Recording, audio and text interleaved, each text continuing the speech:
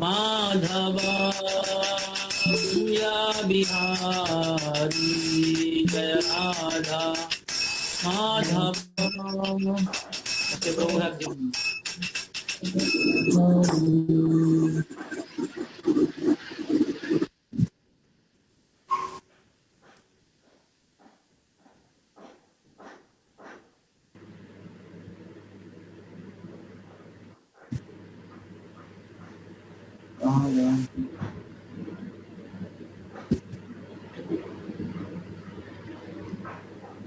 So we are very fortunate to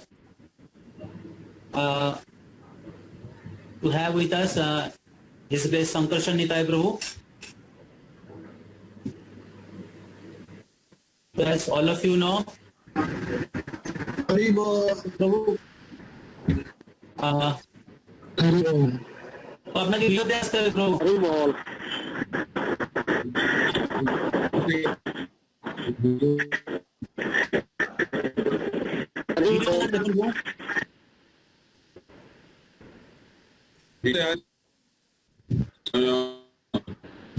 on कैसा करो? अच्छा देखो तुम्हारा समस्या।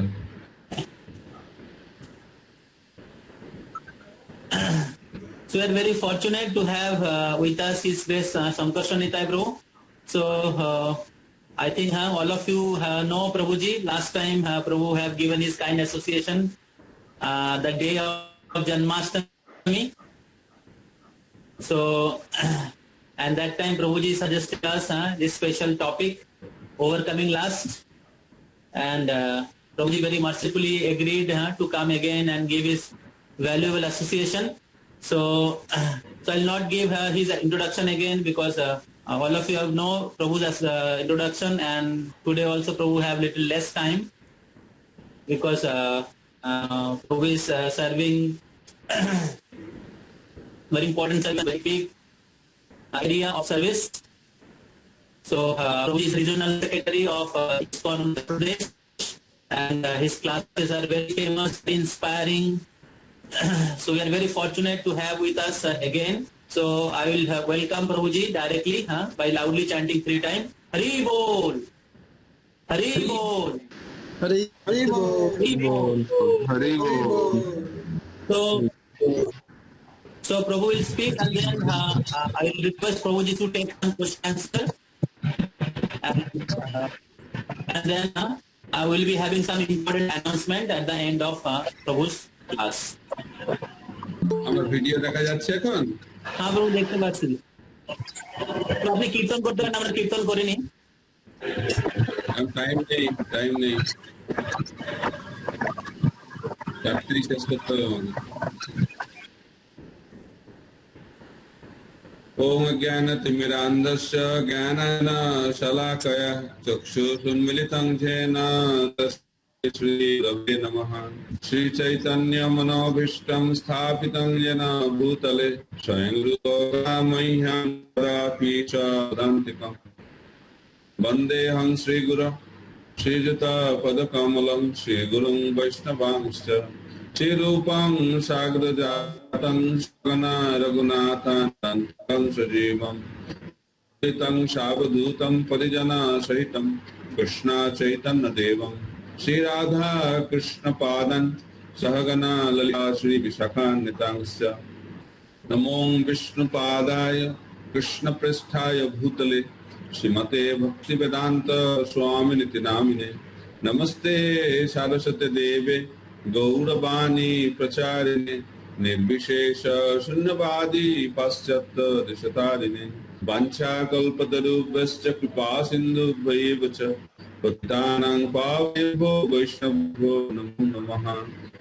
नमो नारायणाय कृष्ण प्रेम प्रदायते कृष्णाय कृष्ण चैतन्याय गौरीशे नमः। हे कृष्ण करुणा सिंधु दीनबंधु जगतपते गोपेश गोपिका कंत राधा कंत स्तुते तप्त कांचन गंगी राधा वनेश्वरी प्रणमामि हरिप्रिये। जय श्री कृष्ण चैतन्य प्रभु नित्यानंद श्री अद्वैत गदाधर शिवासादि गौर भक्तवृंद। हरे कृष्ण कृष्ण कृष्ण हरे हरे, हरे राम राम राम हरे हरे। मुखं करोति वाचालं पंगुल्लंघ्रिं यत्कृपातमहं वन्दे श्रीगुरुदिनतारिणं परमानंद माधवं Shri Chaitanya ईश्वरम्। Hare Krishna. Everyone, for the Sunday short gathering on the topic on overcoming lust. We should always talk about positive aspect in our spiritual life, because spiritual life is a positive engagement. But we have to know the difficulties also to overcome it. So it is explained that Atmendya Prativancha Krishnendya Prativancha. It's not the activity, but the desire and the activity determines whether it is love or lust. If we do our activity desire to enjoy our senses, then that is called lust. And if we do the same activities with the desire to please Krishna, that is love. So if Krishna is the center, all activities become activities of love. If Krishna is missing, if I am the center, then that becomes the activity of lust. Because we are in this world forgetting Krishna, Krishna boli je jeev anadi gohid muk ate maya tare day sangsar dukh. So we are in this world because we wanted to enjoy separately from Krishna. That is our original root cause to come to this world, and we are seeing that by enjoying we are not getting the satisfaction, contentment, bliss, rather we are suffering this world.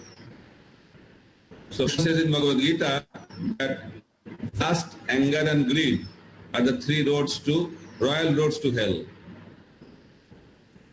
So if we are governed by lust, anger and greed, then we go down. So therefore, understanding lust is very, very important, because that is a prominent aspect in this world, and we have to know also how to overcome it. So L-U-S-T, it can be used as an acronym. The lust is used to overcome lust. So L-U-S-T, L means leave bad association. You understand the effect of lust. S means sincerely pray for shelter, and T means tolerate provoking situations. So these are the four aspects we will discuss today to deal with this subject matter in our spiritual journey. The association, leave bad association. Association plays a very important role in our life. It is said that a man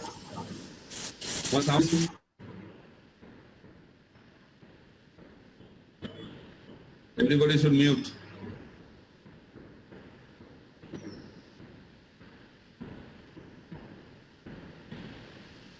It is said that a man is known by his company.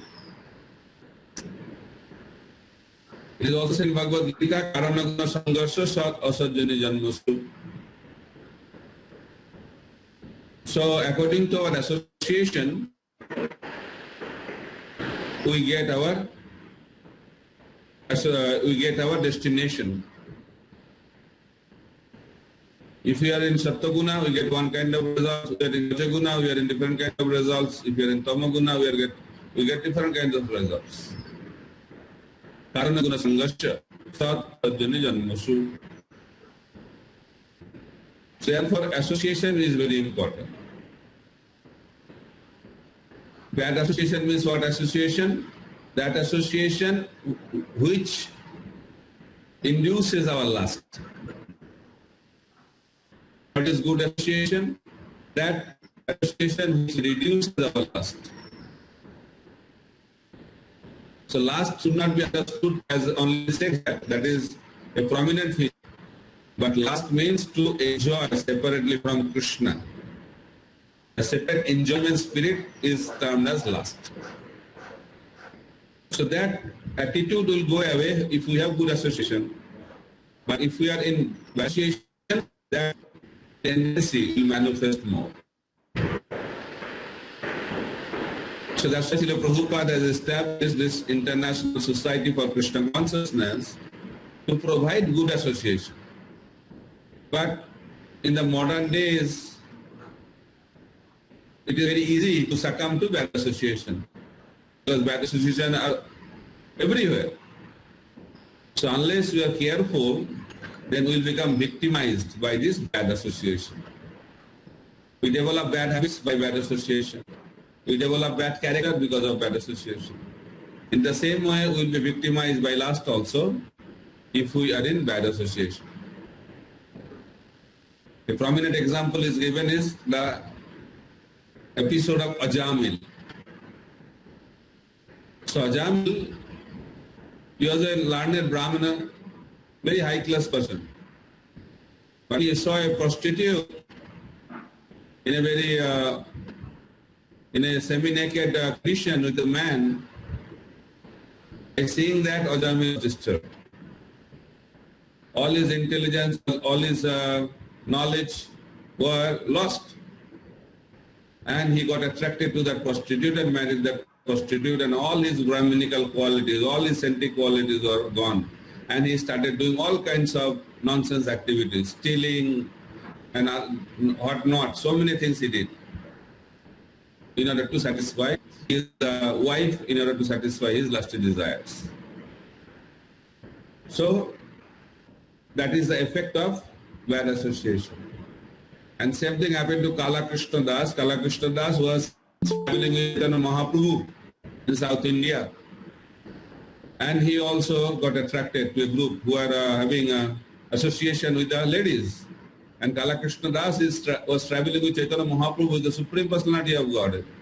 Even after that, he got attracted to that bad association and he left Mahaprabhu, but Mahaprabhu rescued him. But the lesson to be learned, even if you are with God, if you come to a bad association, then there is a chance of giving up that association and become victimized by material lusty desires. So therefore, we have to leave bad association. That's why Srila Prabhupada has introduced the 4 regulative principles, giving up that meditating, intoxication, gambling, and illicit sex. Because these are the activities which take us to bad association. So therefore, maintaining a pure life is very, very important. That is a positive side. When we lead a life based on regulative principles, then our tendency to go to the bad association will be reduced. That's why Srila Prabhupada has introduced that 4 regulative principles, which is very, very scientific for overcoming our lusty desire and other bad tendencies. So first thing is leave bad association. Second is understand the effect of lust. Unless you know the enemy and its strength, how you can conquer. So when someone wants to conquer over the enemy, he should know where is that enemy. Then attack can take place. So Bhagavad Gita explains that lust is there in our senses, lust is there in our mind, and lust is also there in our intelligence. Lust is everywhere, all pervading in our body and mind and intelligence. The whole ether of this world is surcharged with lusty desires. So this world is a world of lust. People all want to enjoy separately. So that's why we have to know that our enemy is very powerful enemy. And what is the effect of that lust? It is explained that there can be many effects, but I categorize into 3. So first is the lust binds us in this material world. It's a binding factor. As long as we have material desire, lusty desire, we are bound in this world, in the cycle of birth, death, old age and disease. So lust binds us in this material world. lust takes away good association, and lust makes one blind. So these are the three primary impacts in our life from lust. So please remember it carefully. The first impact or effect of lust is that it binds us in this material world. Second, it takes away good association. And third is, it makes us blind. So I'll try to explain the third aspect by a wonderful story. So there was a Brahmana, there was a person, his name was Silana Mishra. So Silana Mishra was attracted to a prostitute. Her name was Chintamani. Chintamani was a beautiful looking, attractive prostitute. And Silana used to go to Chintamani every day. So one day his father died. And all the relatives said, please don't go today. Today your father died, and that day it was heavily raining. It was the time in the evening, heavy rain. And Silana used to stay in one side of the river, and Chintamani used to stay on the other side of the river. So in order to reach Chintamani, Silana had to cross the river. So on that day, the father left his body, died. Still, he could not resist himself to go to Chintamani's house. So he came at the bank of the river. He saw that the river was overflowing. There was no boat, heavy rain. So how to go to the other side? So suddenly he saw that a log of wood. So he grabbed that log of wood and crossed the river by swimming. Then all the doors were closed because of the heavy rain. So Silana was thinking how to go, because Chintamani used to stay in the upstairs. So he saw a rope hanging from a tree, and he grabbed that rope and went up to the house and entered into the room of Chintamani. Chintamani was surprised that in such a season, at night, and she also came to know that his father died even after that. He came and Chintamani checked, how did you cross the river? How did you come up? So Silana said that I caught hold of a log of wood and swam across. So she wanted to see what kind of log of wood was that. So Chintamani came and saw that was not a log of wood, it was a dead body, corpse. Then Chintamani asked, how did you come up? He said, by holding a rope. Then Chintamani checked, that was not a rope, that was a poisonous snake. That is the effect of lust. So that makes us blind. Brain doesn't work, intelligence doesn't work. We become blind. We also say that love is blind. In this world also, there are movies. Love is blind, and marriage is the eye-opener. That's the slogan we use, right? So it is said the love at first sight and divorce at the first fight. That is the nature of love of this world. Somehow, Chintamani told Silana, the attraction you have for me, if a fraction of that attraction is there for the Lord, then your life will become successful. And when Silana heard that, he was really transformed. And that same Silana, by the advice of Chintamani, he came to Vrindavan and became a pure devotee of the Lord, and he became famous as Billa Mangal Thakur. So lesson to be learned that when we are captivated by lusty desire, our intelligence doesn't work. Discrimination, what is good, what is bad, doesn't work. So it makes us blind. So therefore we should understand the effect of lust. Then, what we have to pray to the Lord. Sincerely pray for shelter.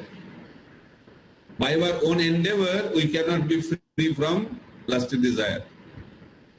Because this Maya, this world is very powerful. Krishna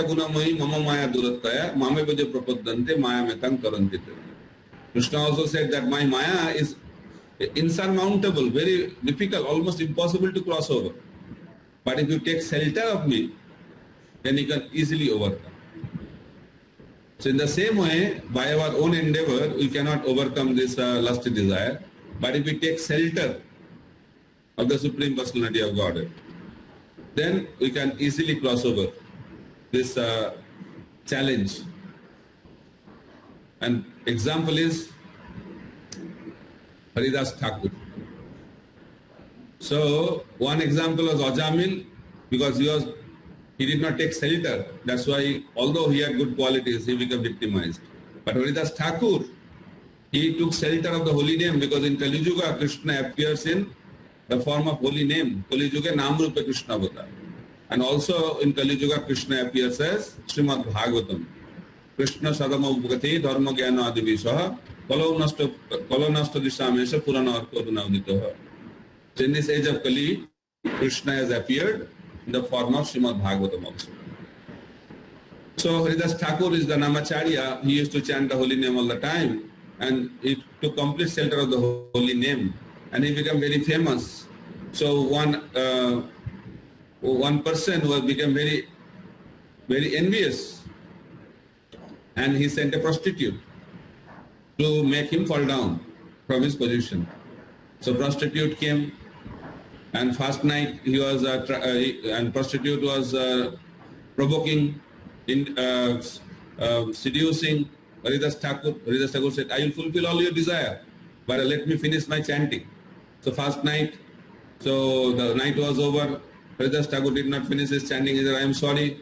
Come next night, I will fulfill your desire. Second night, also chanting was going on.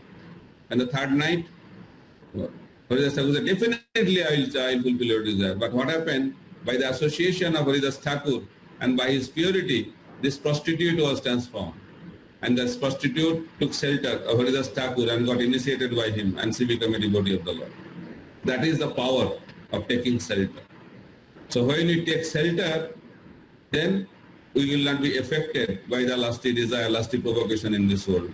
So taking shelter is very, very important. We should not think that by our independent endeavor we can be free from this desire. So Haridas Thakur is showing that example. So if you take shelter of the holy name, if you take shelter of Srimad Bhagavatam, if you take shelter of holy association of the devotees, if you take shelter of other spiritual aspects, then what will happen? We will not be affected. But taking shelter is very, very important. When we take shelter of Krishna in his different forms, then what will happen? We will be protected from the effects of this material world in the form of lust. Then last one is T. So T means tolerate provoking situation. So we should not think that even if we live by association, we understand the effects of the lust, even if we sincerely take shelter of the Supreme Personality of Godhead, even after that there will be temptations. There will be temptations. Yamunacharya says that after I experienced the nectar of Radha Krishna's pastime, after that when the thought of lust comes, then what happens? There are two reactions. First reaction, that I feel disgusted and I spit on that thought. So lesson to be learned that even at the level of Yamunacharya, the thought comes. So there are different levels: thinking, feeling, willing, then action. So lust has also this kind of process. It comes in the form of thinking. Then after thinking is prominent, if you give importance to the thinking, then after that we start feeling. And when we give importance to the feeling, then we start develop the willingness. And when we fix the willingness, then we land up in those kind of activities. So therefore, we have to stop at the level of thinking only. As soon as thinking comes, we should remember Krishna and his different forms to drive away that thinking from our mind. So therefore, till that happens, till we develop love, so temptations will be there. So what to do? We have to tolerate. When that kind of thought or temptation comes, we have to tolerate that. Prabhupada says that who is a great person? The greatness of a person has to be estimated by one's ability to tolerate provoking situation. That is the greatness. How we'll judge a person is great or not? When he is tested in provoking situation. So greatness of a person has to be estimated by one's ability to tolerate provoking situation. So who can tolerate? Who lives up bad association? Who understands the effect of this enemy in the form of lust, and when he takes shelter of the Supreme Personality of Godhead, under these circumstances, he can tolerate the provocations. Otherwise, he will fail. But we have to understand that even if we have a good association, even if we understand the effect of lust, even if we take shelter, there will be provocations, but we have to tolerate it. That is the journey. So when we tolerate, then slowly we can overcome it, and at one point of time we can develop pure love in our heart. Then that kind of provocations will not come. So tolerating the urges is very, very important. Tolerating the provoking situation is very, very important as a practicing devotee. So this is the world where difficulties will come. Matras parsastu konteyo sutasnu sukha dukkhada agama paino anitya stankitik sasya bharata. So you have to tolerate it because this world is world of duality. Summer season, then winter season. Then we have victory, we have defeat. We have honor, we have dishonor. We have fame, we have defaming. This world is the world of duality. But a person in transcendental knowledge, he is not affected by this, rather he tolerates it. Because he knows everything is temporary in this world. When happiness comes, he knows this is also temporary. When distress comes, he also knows this is also temporary. So he becomes equipoised in both happiness and distress. And that is exhibited in the form of tolerating at the beginning. So you have to learn this quality of tolerance and develop it in our character. So tolerance is the ground by which you can take off. Just like a flight, to take off, you need a ground. It's a nice ground because plane needs a particular ground to take off. In the same way, in our spiritual journey, this human form is like a plane, but it can take off if we have the ground of tolerance. Tolerance gives transcendence. That is very, very important. Tolerance leads to transcendence. If we want to transcend this material world, we have to start our journey by developing the quality of tolerance. So there are various kinds of tolerance, 4 kinds. We have to know that. First is, there are many kinds, but I summarize into 4. First is tolerating the urges. That is known as Dvandva, that is Bego Sahishnutā. Tolerating the urges. Second one is tolerating the dualities of this world. That is called Dvandva Sahishnutā. Third one, tolerating the opinion of others. That is known as Paramat Sahishnutā. And tolerating the prosperity of others. That is known as Para Utkarsha Sahishnutā. So Beg Sahishnutā, Dvandva Sahishnutā, Paramat Sahishnutā, আর হচ্ছে Para Utkarsha Sahishnutā. These are the 4 types of Sahishnutā. And in English it is known as tolerating the urges, tolerating the dualities of this world, tolerating the opinion of others, and tolerating the prosperity of others. But the last falls in the category of urges.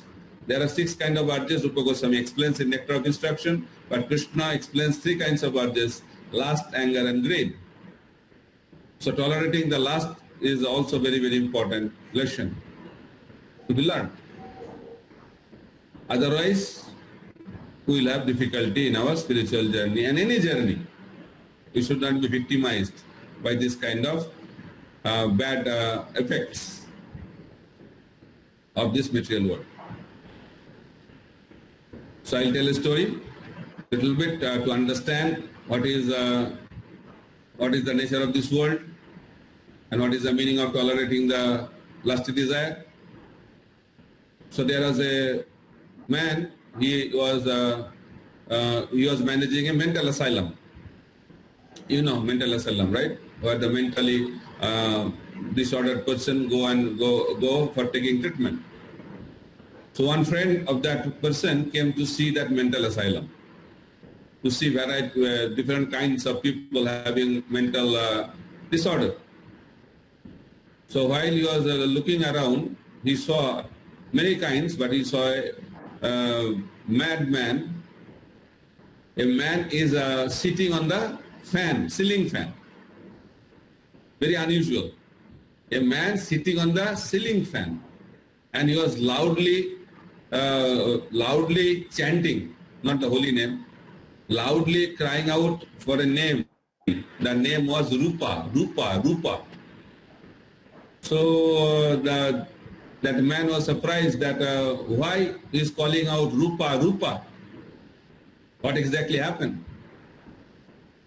So he said that this man fell in love with a girl, and the girl name was Rupa. But Rupa left him and ran with another boy. That's why he became mad.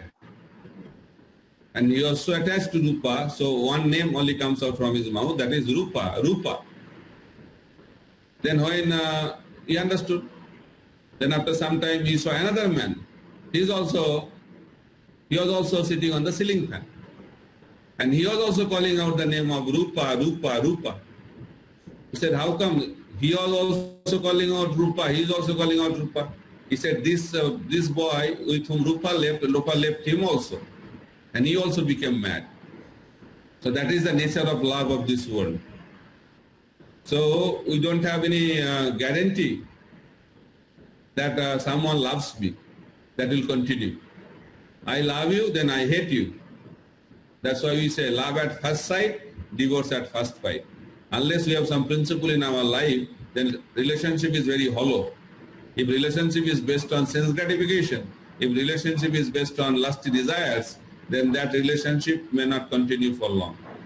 So therefore, we have to understand that in order to have good relationship, then we should go beyond these lusty propensities to build a relationship. It should be based on love.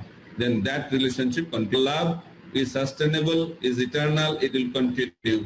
But a relationship based on loss is prone to break, fall apart, because it is temporary by nature. So with that, I'll conclude the discussion. And just to summarize, hope you understood the process of dealing with the lust. So it's a very easy way to remember. L-U-S-T. L means leave bad association. U means understand the effect of lust. S means sincerely pray for shelter. And T means tolerate provoking situation. If we apply this principle in our life, then gradually we can overcome this propensity, and one day we'll develop a pure heart and attain the lotus feet of Krishna and go back to our spiritual world. Hare Krishna, Krishna Krishna, Hare Hare, Hare Ram, Ram Ram, Hare Hare. Srila Prabhupada ki jai. So any question or comment? It's almost 4 o'clock. हरे कृष्ण महाराज, हरे कृष्ण प्रभु, मेरा question है. Okay, you ask. Maharaj, I am addicted by the porn. How I am free from this addiction? Yeah, no problem. I told you the process.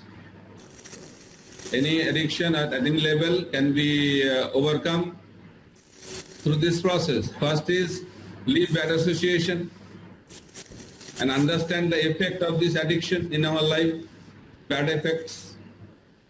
Then we have to take shelter, taking shelter of the holy name, taking shelter of good association, taking shelter of the spiritual knowledge, then slowly our tendency or addiction will go away. It's a process. Just like to develop bad habit, it takes time. In the same way, to come out from the bad habit takes longer time. But we have to take the process. The process of good association, process of accepting the Lord in our life and render some spiritual practices in our life. And in that way, slowly, steadily, we can overcome these tendencies.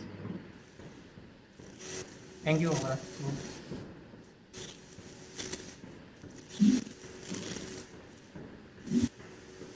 Next question. হরে কৃষ্ণ প্রভু Yes. প্রভু বাংলায় বলতে পারি প্রভু বাংলা, হিন্দি, ইংরেজি যেটা পছন্দ, কোন অসুবিধা? প্রভু বলছি যে ওই এফেক্ট তিনটে বলছিলেন না, সেই তিনটে এফেক্ট যদি আরেকবার বলে দেন তাহলে মানে মনে রাখতে সুবিধা হবে। The effect of lust, there are many effects. Three primary points I made. First one, that lust binds us in this material world, is a binding force. Second one, it takes away good association. And third one, it makes us blind. Kamandha. There are many kinds of blind people. One is Janmandha. There are so many Andha are blind.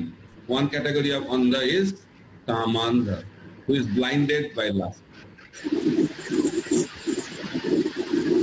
Okay. হরে কৃষ্ণ প্রভু, হরে কৃষ্ণ। বাংলায় বলবো? না, না, প্রভু If you can elaborate on this point, miss all the three effects, then it will be nice. Elaborate? No time. We want more your association. Okay. Yes, প্রভু, yes. So suddenly today meeting came, so that's why I had to reduce the time. So you want explanation on these 3 points? Little bit? Yeah, it will be nice. It will be very Yes, nice. Prabhu. We want explanation, Prabhu. Okay. I'll give a small explanation. The first is that lust binds us in this material world. Why? Because the nature of this world is that a man is attracted by woman, woman is attracted by a man,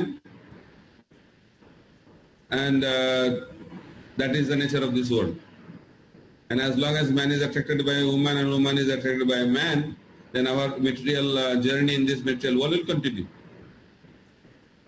So this love in the spiritual world, the love is the binding force. Krishna and his devotees are attracted by love. Here opposite sex are attracted by lust. And as long as we have that kind of lusty attraction, we will continue our journey in this world. Some may argue what's the problem if we continue. That is another part. But our journey in this world will continue. We'll be engaged in this material world. We'll be caught up in the cycle of birth, death, old age and disease, because that attraction is binding us. We'll continue our journey. That is the effect of lust. The driving force of this material world is lust. Then lust takes away good association. Just like I explained, Kala Krishna Das. He was with the Supreme Personality of Godhead, Chaitanya Mahaprabhu. But because of lust, he gave up Mahaprabhu's association. Ajamil gave up good association. So in that way, if we are afflicted or affected by lusty propensities, then we'll give up our good association.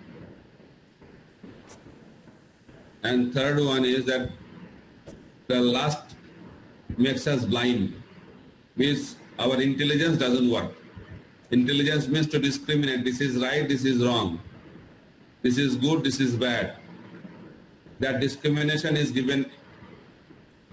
Discrimination power is with intelligence. But when someone is too much affected by lust, his intelligence does not work. He becomes blind. He cannot see. Blind means he cannot see. Doesn't see means that he cannot see what is good, what is bad, what is right, what is wrong. He loses all discrimination.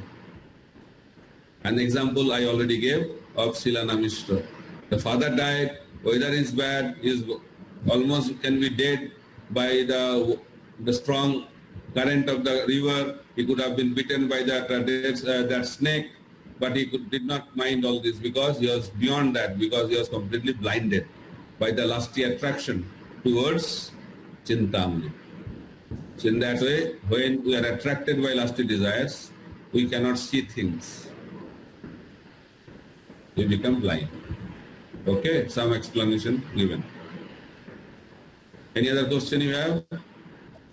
Hare Krishna, Prabhu. Yes, Prabhu. Yeah, Hare Krishna, Prabhu. Yes. Who is this?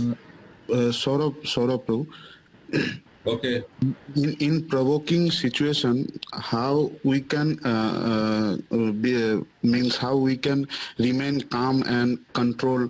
We can tolerate.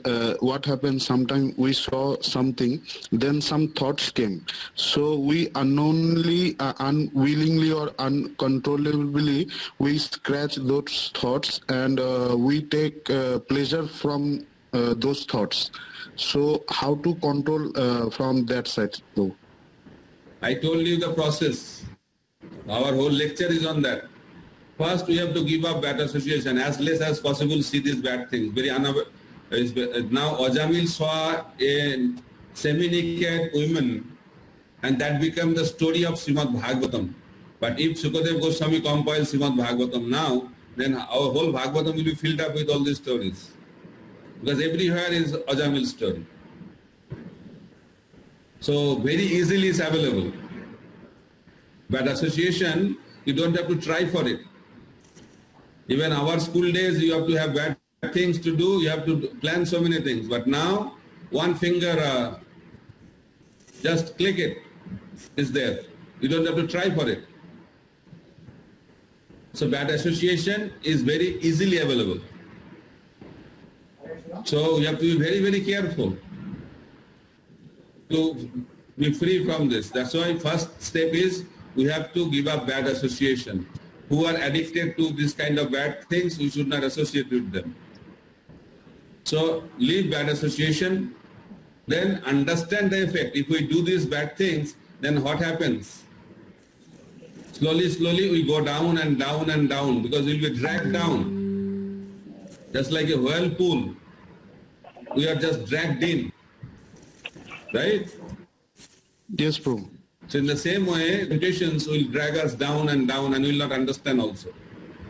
So therefore you have to understand the effect of it. That's why you need knowledge. We have to read Bhagavad Gita. We have to hear from saintly people. Then when you hear and get the knowledge, and when that enters into our brain, enters into our system, then we'll be careful.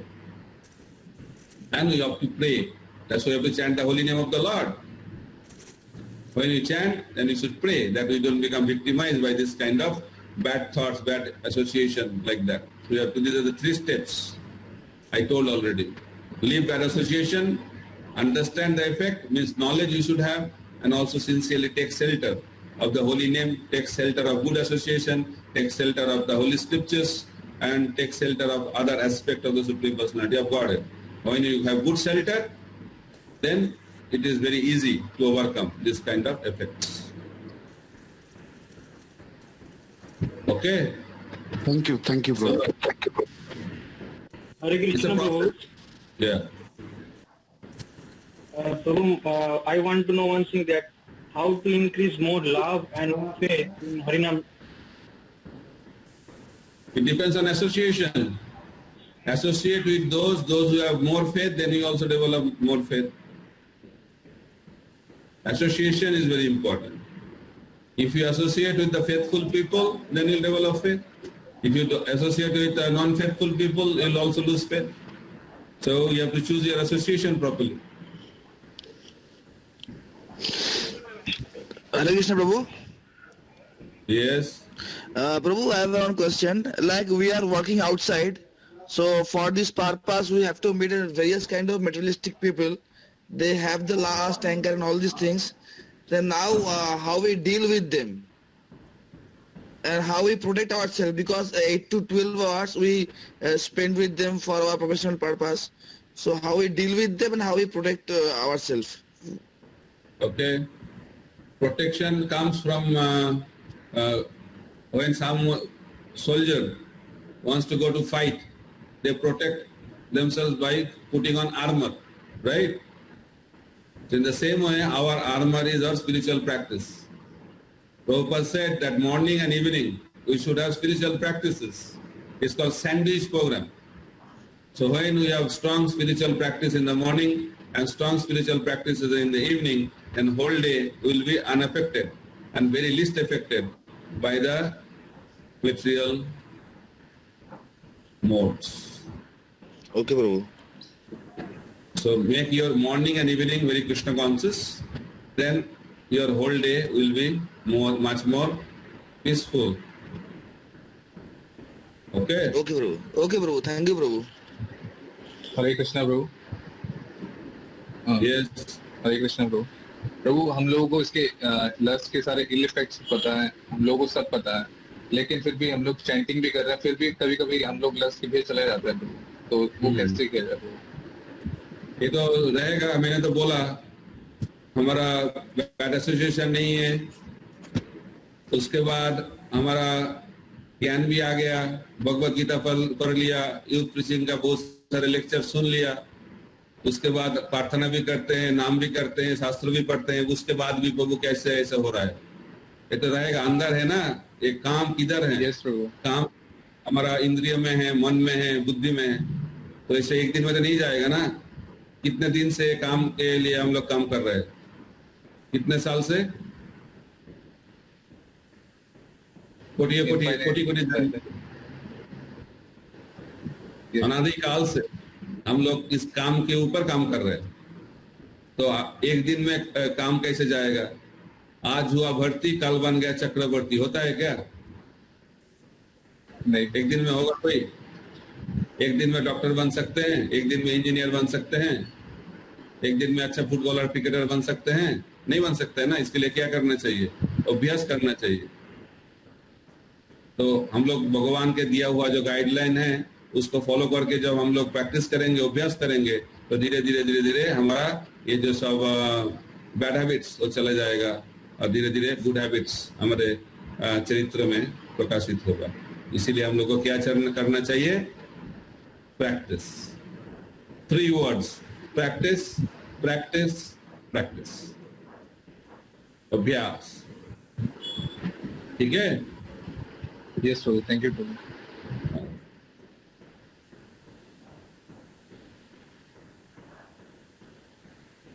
और कोई? Any other question? Question. Devotees are requested to ask question.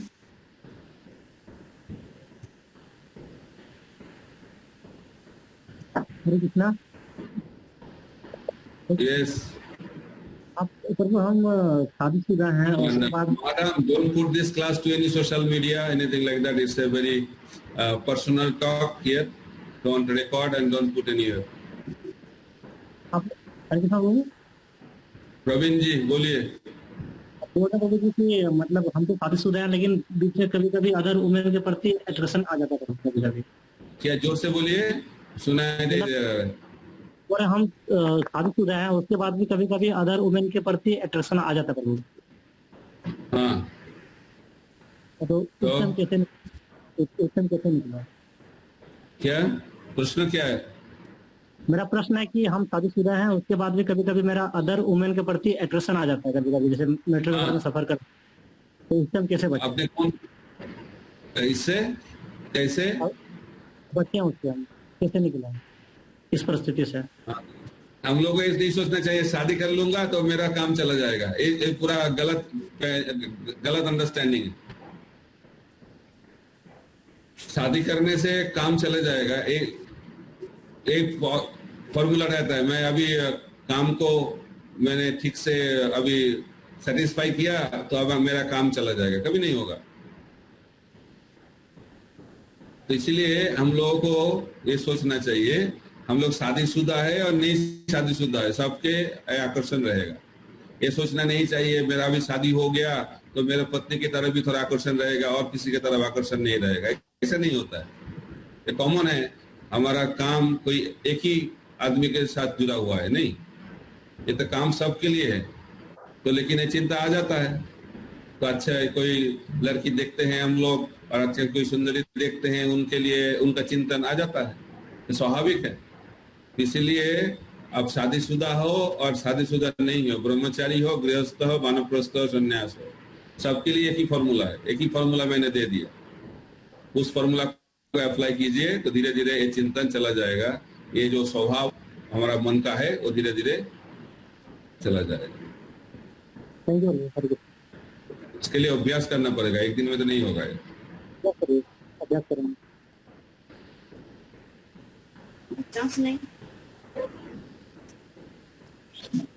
হরে কৃষ্ণ বাবু, ধন্যবাদ, প্রণাম। আমি সঞ্জীব দাস বলছি, মহাদামপুর student.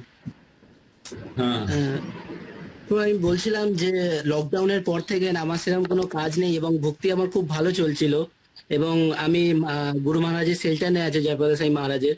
তো আমার ওয়াইফও 16 মালা job করছিল। আমি রিসেন্টলি 1 বছর হয়েছে আমি বিয়ে করেছি, ম্যারেজ হয়েছি। তো লকডাউনের কাজ চলে যাওয়ার পর দিয়ে আমার ওয়াইফের না আস্তে আস্তে ভক্তি বহু চলে যাচ্ছে, মানে ভগবানের প্রতি যে বিশ্বাস, মানে যেহেতু কাজ নেই বলে, কিছু নেই বলে। তো আমি চাইছিলাম যে কিভাবে সেটা আবার একটু ফিরে আসতে, যদি কাইন্ডলি একটু বলেন। ও শুনছে আর কি, আমার ওয়াইফও আপনার ক্লাস, যে ভগবানের প্রতি সেই ফেথটা আর কি আর থাকছে না, যেহেতু চলে যাচ্ছে আর কি আস্তে আস্তে। সেরকম মালাও জব করতে চাইছে না, কোনো ক্লাস অ্যাটেন্ড করতে চাইছে না। তো পুরো যে ফেথটা ছিল যেটা চলে যাচ্ছে আর কি। তো আমি বাংলায় বলবো। হ্যাঁ হ্যাঁ, আমার ওয়াইফ বাংলা থেকে বুঝতে পারে, আপনি বাংলায় বললেই ভালো হবে। মহাদাম বাংলায় বলবো? হ্যাঁ ব্রো, বাংলায় বলুন। হ্যাঁ, ইংরেজিতে বললাম, হিন্দিতে বললাম, একটু বাংলায় হয়ে যাক। হ্যাঁ, অনেক বাঙালি আছে তো। হ্যাঁ, ভালো। কলকাতা তো বাংলা, প্রভুপাদের জায়গা বাংলা, মহাপ্রভুর জায়গা বাংলা। আমরা গৌড়ীয় বৈষ্ণব বাঙালি। যাই হোক, শ্রদ্ধাটা একটা কি বলবো, একটা সূক্ষ্ম জিনিস। আমাদের শ্রদ্ধা কিভাবে তৈরি হয়? আমাদের এই জগতের প্রত্যেকটি জীব চায় তাদের নিজের সুখ সুবিধা, আমি কি করে ভালো থাকবো। কিন্তু আমাদের অনেক বিপদ আসে। তো বিপদ এলে তখন কি হয়, আমরা নিজের সমস্যার সমাধান করার চেষ্টা করি, এটাকে বলা আর্থ। তো যখন আমরা বিপদে পড়ি তখন নিজেরা সমস্যার সমাধান করার চেষ্টা করি। যখন নিজেরা সমাধান করতে পারি না তখন ভগবানের কাছে যাই, হে ভগবান আমাকে রক্ষা করো, আমাকে এই বিপদ থেকে মুক্ত করো। আমার চাকরি হচ্ছে না, চাকরি দাও। আমার বিবাহ হচ্ছে না, বিবাহ হোক। অনেক রকমের আশা নিয়ে আমরা ভগবানের কাছে যাই। তো তখন সেই যখন ভগবান আমাদের যে প্রার্থনা, যখন প্রার্থনায় সাড়া দেয়, তো দেখা গেল চাকরি হচ্ছে না, চাকরি হয়ে গেল। বিবাহ হচ্ছে না, খুব সুন্দর বিয়ে হয়ে গেল।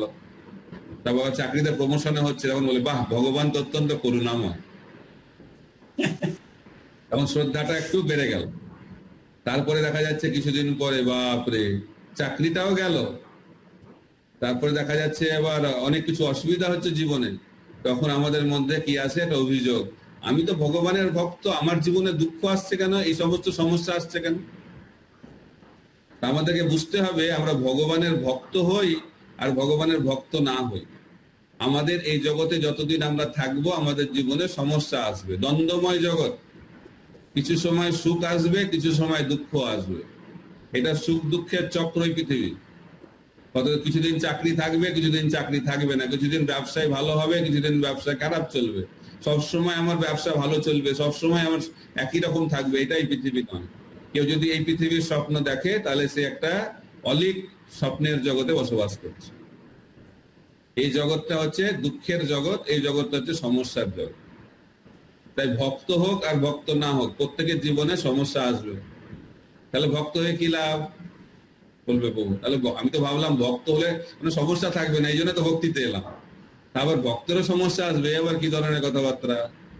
তো ভক্ত যখন কেউ হবে, যখন ভগবানের আশ্রয় কেউ গ্রহণ করবে, তখন সে এই জগতের দুঃখের দ্বারা প্রভাবিত হবে না।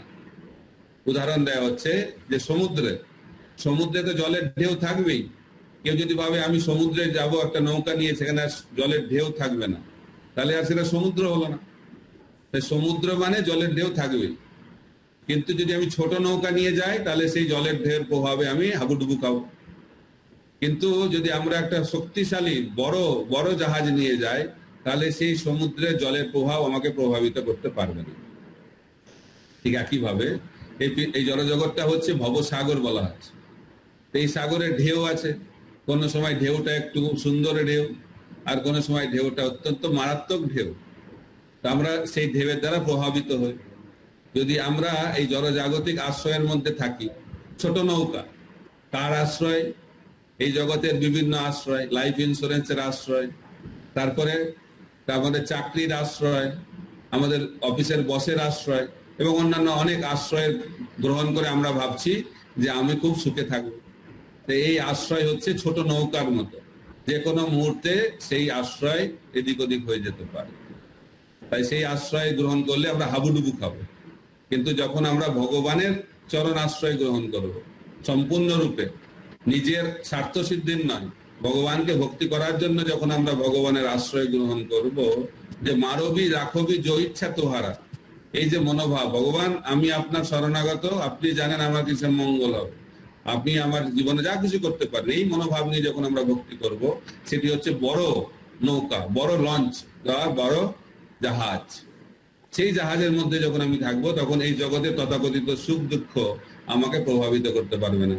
কিন্তু যখন আমরা আশা নিয়ে ভগবানের শরণাগত হব, যে আমি ভগবানের শরণাগত কেন হয়েছি, আমার চাকরিটা ভালো মতো থাকবে, আমার টাকা পয়সা ঠিক মতো রোজগার হবে, আমার সংসারটা সবকিছু ঠিকঠাক চলবে, এই আশা নিয়ে ভগবানের চরণে শরণাগত হতে ছোট নৌকার মতো আশ্রয়। এবং সেই নৌকা যে কোনো মুহূর্তে এদিক ওদিক হয়ে যেতে পারে, সেই শ্রদ্ধা। তাই আমাদের শ্রদ্ধাকে আরো শক্তিশালী করতে হবে। সেই কারণে যাদের শ্রদ্ধা অতিরিক্ত শক্তিশালী তাদের সঙ্গ করতে হবে। তাহলে আমাদের শ্রদ্ধা এই জগতের তথাকথিত সমস্যার দ্বারা প্রভাবিত হবে না। আর যদি সেই ধরনের সঙ্গ না থাকে তাহলে আমাদের যে কোমল শ্রদ্ধা এই জগতের ঢেউয়ের দ্বারা যে কোনো মুহূর্তে প্রভাবিত হতে পারে। তাই আমাদের কাজ হচ্ছে আমাদের শ্রদ্ধাটাকে আরো শক্তিশালী করা। এবং এই শ্রদ্ধা কি করে শক্তিশালী হবে? যত আমরা উন্নত ভক্তের সঙ্গ করব, আমরা যত বেশি ভগবানের ভক্তিতে আগত হব, ভগবানের চরণে যত বেশি শরণাগত হব, তত আমাদের শ্রদ্ধাটা আরো শক্তিশালী হবে। এইভাবে আমাদেরকে শ্রদ্ধাকে শক্তিশালী করতে হবে।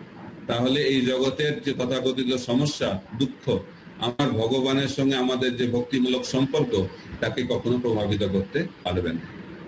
তো সেই কারণে আমাদের খুব ভালো সাধু সঙ্গ করা খুব প্রয়োজন রয়েছে।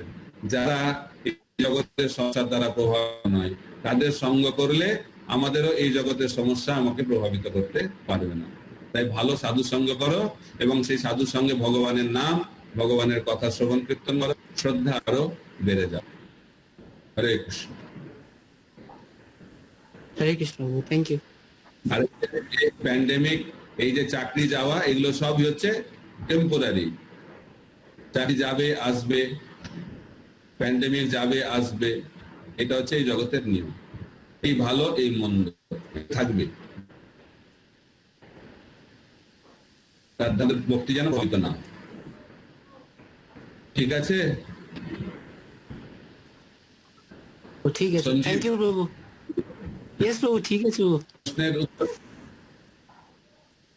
ভালো লাগলো না আরো খারাপ লাগলো?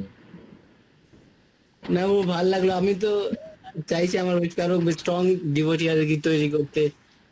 তো আমি আশা করবো আবার খুব সুন্দরভাবে তৈরি করবে আপনাদের ক্লাস শুনে। হ্যাঁ, এগিয়ে চলো, সামনের দিকে এগো। আর কোনো প্রশ্ন আছে? আমার টাইম হয়ে আসছে, অনেক 4:20 হয়ে গেল। তাহলে আজকের মতো এখানে থাক। So I have one question. You have question? Wow, wow. Yes. Yes, actually, today His Holiness Jayapata Goswami Maharaj, he gave class at 11 for all the youth boys. So where Maharaj was saying that like if someone facing from, then he may enter into the Grihastha ashram. But if someone join Brahmachari ashram and engage in services, then he can remain Brahmachari because he is engaged himself in the service of the Lord very sincerely. Now my question is, like we are working in IT company where we don't have so much service opportunity, so it's very difficult for us to like lust every time. So is it really a only option to become grihastha to overcome this problem, or it is the another option to wait for some time and after complete the job join brahmacharyas and remain peaceful? So what is the best option in your opinion, Prabhuji? The answer is not absolute. Answer depends on person. What kind of nature we have. If we have nature of renunciation, then naturally he will enter into brahmacharya ashram. If someone has a nature to have comfortable life, everything social life, then he should choose grihastha ashram. But mind should be peaceful. According to our social nature, we should be properly situated, and that will make our life peaceful. If someone has a nature of being in comfortable life, having association of the woman and other comforts of this world, and if he enters into brahmacharya ashram, then he will suffer because he is in an unnatural position. So we have to know what's our nature and accordingly choose our ashram. Okay, it's not that if you want, if I become brahmachari, my lust will go away. If I become grihastha, my lust will go away. So by entering into ashram, we cannot overcome this lust. By our spiritual practice, we can overcome this. Spiritual practice depends on ashram, and spiritual and ashram depends on nature. We identify our nature and proper ashram that will be suitable for our practice of Krishna consciousness. Yes. It's not a quick fix.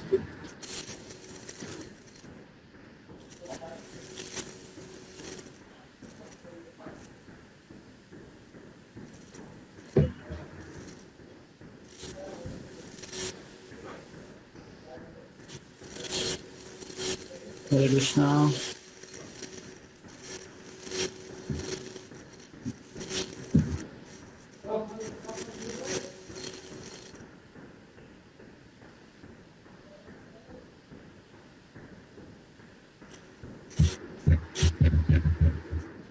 Sound is not coming. Yeah, I lost my network. Now I am audible. Yes. Where I stopped? We are speaking about the nature, that it is depend on someone's nature. Yeah, you have to know your nature. Someone has a nature of renunciation, someone has a nature of grihastha. According to your nature, you should choose ashram.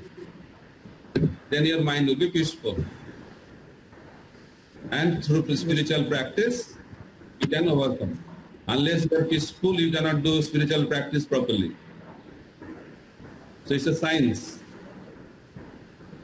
So spiritual practice will help us to overcome our lusty tendencies. And spiritual practice depends on our ashram, and ashram depends on our nature. Yes. Just like in Gajendra Moksha, I don't know you heard this story, the elephant was attacked. I am audible again or gone? Yes, Prabhupada. So Gajendra Moksha, the elephant was attacked by crocodile in the water. Although elephant was very powerful, but he could not fight with crocodile because crocodile is the animal of the water. So he was very powerful. In the same way, we have to choose that we are crocodile or we are elephant. We belong to brahmachari or we belong to grihastha. If we belong to brahmachari ashram, then we should be in the brahmachari ashram. We have the nature of grihastha ashram, then we should be in the grihastha ashram. Just like elephant can fight very strongly on land and crocodile can fight in the water. So you have to know what ashram is suitable for you to fight the Maya. Okay? Okay.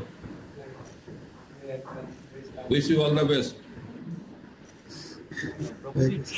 If we have association, does according to association, does our nature change or it is by default the nature? we have, Thakur says that we have a predestined nature from our previous lives, but it's not absolute. But we can change our nature depending on our powerful association. Okay, Prabhuji. That is also there. Thank you, Prabhuji. But we should not artificially adopt any ashram, then suffer. And in Kali Yuga, Bhaktivinoda Thakur says most of the people will remain grihastha. And brahmachari life is a very lifetime. Brahmachari is a mahat brata, is a very big commitment, and we have to choose very carefully. It is very much appreciated by our acharyas, but we have to know that we are in that category or not. By sentiment, we should not choose ashram. We have to analyze properly our nature, our association, our goal and everything. Then there is a whole process how to choose ashram. Our acharyas have explained, so how to choose ashram. Okay, Prabhuji. The basic principle is that if our lusty desire disturb me so much, Prabhupada says again and again that better to become grihastha and become peaceful and continue our journey. If the sex temptations disturb us so much, then we have to understand that that is not our nature to become a lifetime brahmachari. Better to get married and peaceful. But if the sex temptations do not disturb us so much, then we should choose brahmachari life. Okay? Yes, okay, Prabhuji. Thank you, Prabhuji. So can we end the discussion now? Yes, Prabhu. We are very thankful to His Grace Sankarshan Nitai Prabhu for his valuable association and sharing his realization and answering all the questions very personal way and very specific way, giving the guidance. So I am very grateful on behalf of all the devotees. So thank you for your valuable association, and I'll request you please come again and again. Today attendance was less actually. I don't know because many senior boys were supposed to be here and they did not came, though we have announced it the previous week. So because of IPL. I don't know boys are seeing IPL or not. But I want to know that Prabhu, when you can come again to give your valuable association. You let me know, I'll give you time. Yes, Prabhu. If you can come, I have to see my calendar. Okay, Prabhu. So I will be in touch with you, and you can think some other topic, or if you want, you can give part 2 of this topic also. No. It's enough. We should not talk much about this. We should talk about love. Okay. The next topic is love. Yeah. I have also. What is the meaning of love? Hari Bol. So okay. Thank you very much for your kind association, and please bless us so that we can practice Krishna consciousness very sincerely, and we can satisfy our spiritual master Srila Prabhupada and previous acharyas by our sincere practice and service. Hare Krishna. Thank you so much. So thank you very much. So we will offer our thanks and gratitude to His Grace Sankarshan Nitai Prabhu while light to chanting free time. Hari Bol. Hari Bol. Hari Bol. Hari Bol. His Grace Sankarshan Nitai Prabhu ki Jai. Jai. Request devotees, please be with us till 5 o'clock. Now it's 4:30. So we have some important announcement, and I'll speak for 10-15 minutes. So मैं एक story बताऊंगा आप लोगों को. आप लोगों को पता है, मैं हिंदी में बोलता हूं तो सबको समझ में आएगा। जब भगवान रामचंद्र वनवास में थे तो सीता महारानी भगवान से अलग हो गए, और कौन उनको अलग किया? न रावण। तो रावण जो काम का प्रतिनिधित्व करता है, last personified, he took Mother Sita away from Lord Ram. And then Ramchandra भगवान हनुमान जी से मिले, और फिर हनुमान जी को भगवान रामचंद्र ने भेजा लंका में सीता महारानी को उद्धार करने के लिए।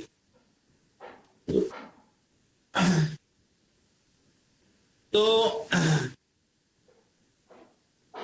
श्री संप्रदाय के आचार्य लोग बहुत सुंदर व्याख्या करते हैं इस संदर्भ में कि किस प्रकार सीता महारानी एक कंडीशन सोल के भूमिका रोल प्ले कर रही है, और रामचंद्र भगवान है, और लंका भौतिक जगत को रिप्रेजेंट करता है।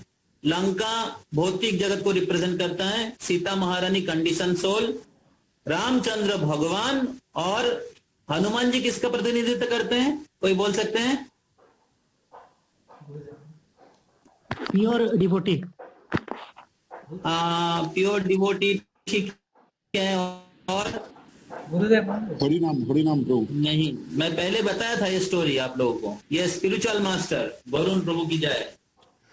हनुमान जी स्पिरिचुअल मास्टर का रिप्रेजेंट करते हैं। तो स्पिरिचुअल मास्टर गुरु के, भगवान के आदेश से इस भौतिक जगत में आते हैं रिस्क लेके, जैसे हनुमान जी रिस्क लेके लंका समुद्र को क्रॉस किया, उसी प्रकार गुरु आते हैं अपने जीवन का रिस्क लेके बद्ध जीव को उद्धार करने के लिए। तो सीता महारानी को अलग अलग प्रपोजल मिला था रावण से।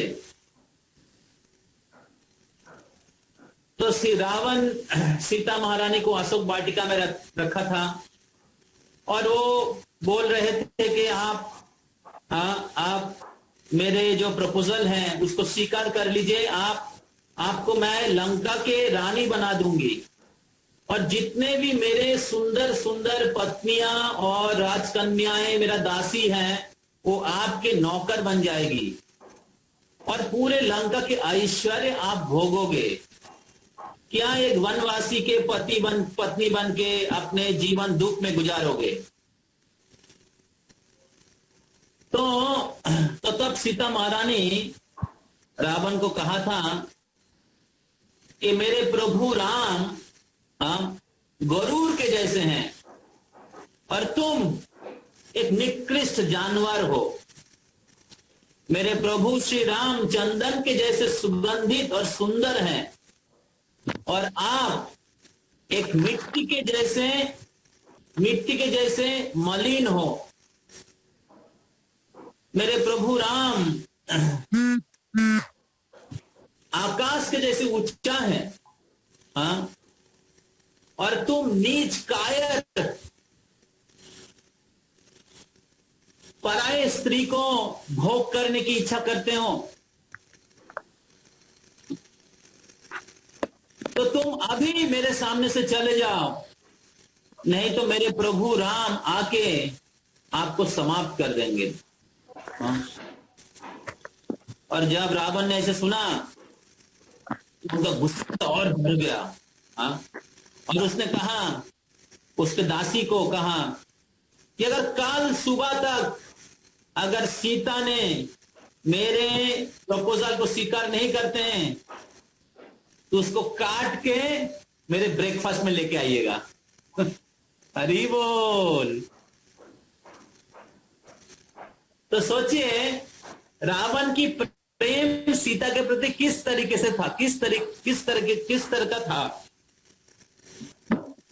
काम इस प्रकार ही होता है जिसमें कोई प्रेम या सेवा का भावना नहीं रहता है। इसमें किस प्रकार मैं भोग करूंगा, हाँ, और अगर वो भोग तृप्त नहीं होता है तो उसको मारने के लिए भी तैयार है, उनको खत्म करने के लिए भी तैयार है।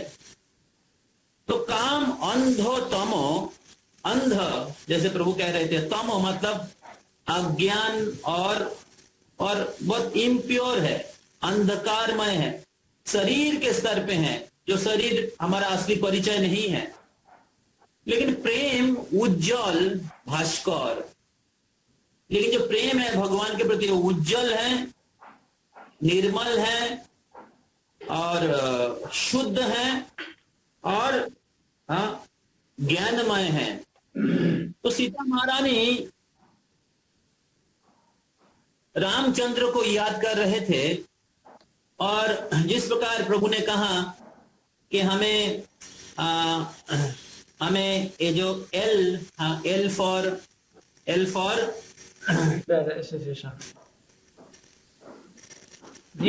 bad association, then U for understand the effect of lust, then S for sincerely taking shelter. तो सीता महारानी हालांकि लंका में अकेली थी, लेकिन बहुत सिंसियरली रामचंद्र की आश्रय ले रहे थे, रामचंद्र की नाम का जप कर रहे थे और रामचंद्र को याद कर रहे थे, रामचंद्र को प्रार्थना कर रहे थे कि आप कृपया आइए और हमें उद्धार करिए। और फिर सीता महारानी इस प्रकार रामचंद्र के प्रति अपने पतिव्रता, रामचंद्र के प्रति अपना विश्वस्तता, मतलब क्या बोलते, वफादारी का क्या बोलते हैं, उदाहरण प्रस्तुत किए। तो उसी प्रकार हम सभी भक्तों को हमें जब कठिन परिस्थितियां आते हैं, लास्ट टेम्पटेशंस आते हैं, तो हमें हमारा कृष्ण के प्रति हमारा जो लॉयलिटी है, कृष्ण के प्रति जो हमारा वफादारी है, उसको प्रैक्टिस करने की प्रयास करना चाहिए, गुरु के प्रति, कृष्ण के प्रति। तो हालांकि मैं ये बोल रहा हूं मेरे लिए, तो I am also struggling, I am also trying to practise and take shelter of Krishna. तो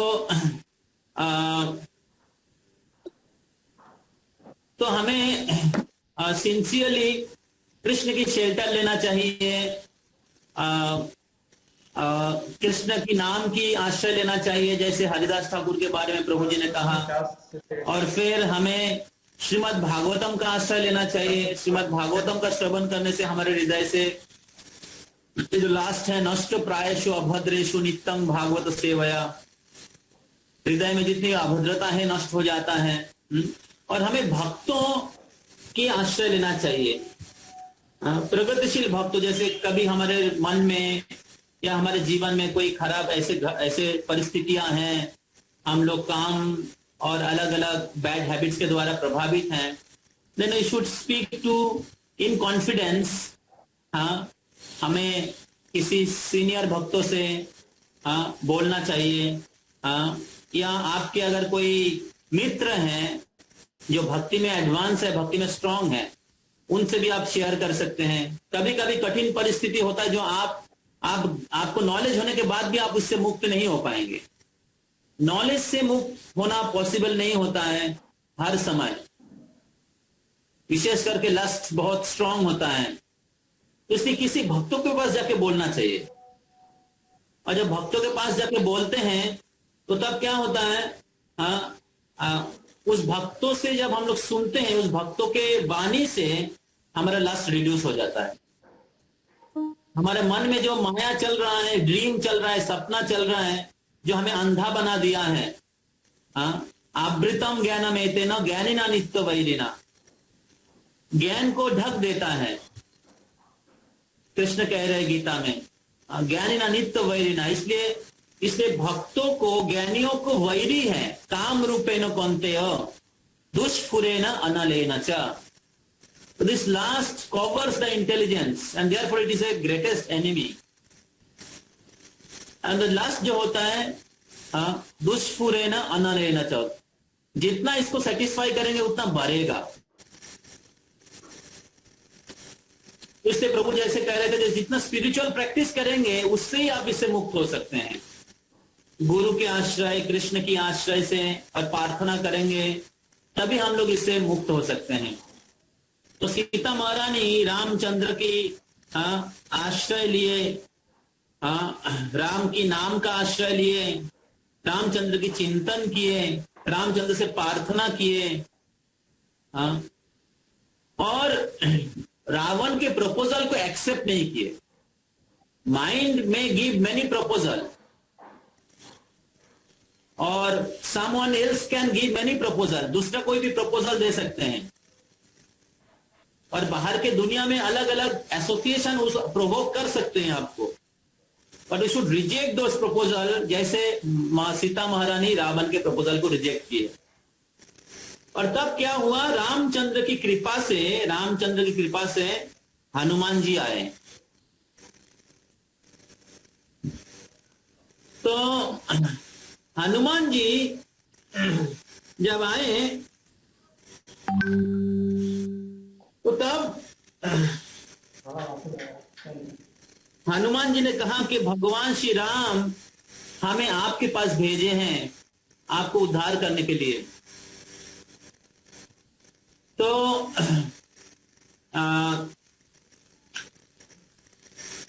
रावण, सीता माता ने सोचा शायद ये रावण का ही चर होगा। तो सीता माता ने कहा कि मैं कैसे समझूंगा आप राम की सेवक है। तो जब रामचंद्र जी ने हनुमान जी को भेजा था तो रामचंद्र जी एक रिंग देके भेजा था जो सीता माता ने राम जी को दिए थे विवाह के समय। और रामचंद्र जी ने कुछ स्टोरी बताए थे सीता महारानी को, और उन्होंने कहा कि ये जो स्टोरी है केवल सीता को ही पता है और किसी को नहीं पता। तो आप अगर ये बोलेंगे तो सीता महारानी समझ जाएगी कि मैंने ही आपको भेजा है। तो हनुमान जी ने वो रिंग दिखाया और सीता महारानी और कुछ पास टाइम बताए, मैं भूल गया। तो सीता माँ ने समझ गए कि प्रभु राम के ही सेवक हैं। तो सीता माँ ने बहुत प्रसन्न हो गए। और फिर हनुमान जी ने कहा कि ठीक है मैं तो आपसे मिला, लेकिन प्रभु राम कैसे समझेंगे कि मैं आपसे ही मिला। आप लोग सुन रहे हैं ना सब लोग? हाँ प्रभु। रामचंद्र जी कैसे समझेंगे कि मैं आपसे ही मिला। तो तब सीता महारानी ने 2 स्टोरी बताए, 3 स्टोरी बताए और एक चूड़ी दिया, हाथ का जो चूड़ी। तो विवाह के बाद जब रामचंद्र जी जनकपुर में थे तो विवाह के बाद रामचंद्र भगवान, सीता महारानी और जनक राजा के पत्नी, और शायद कौशल्या, 4 जन थे। तो उस समय रामचंद्र भगवान विवाह के बाद पहली बार सीता महारानी को एक अंगूठी उपहार के रूप में दिए थे। सीता महारानी रामचंद्र को अंगूठी उपहार दिए थे और रामचंद्र जी सीता महारानी को एक चूड़ी दिए थे। और वो चूड़ी सीता महारानी के हाथ में थी, क्योंकि स्वयं रामचंद्र जी दिए थे, इसलिए वो नीचे नहीं गिराए थे। तो वो चूड़ी और उनके साथ जो लीला है सीता माँ ने रामचंद्र को बताया। और एक पास टाइम सीता महारानी रामचंद्र को बताए, हनुमान जी को बताए, बोले ये जो पास टाइम है ये किसी को पता नहीं है, केवल मैं और राम जी को पता है।